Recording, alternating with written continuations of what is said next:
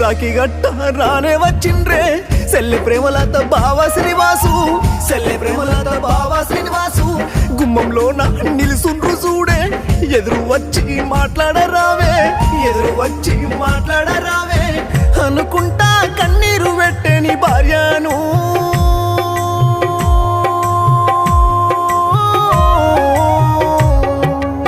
బందుకచ్చి ఏడవద్దు అంటూ ఓదార్చవే మీ మామయ్య యాదగిరితో నా అత్తమ్మ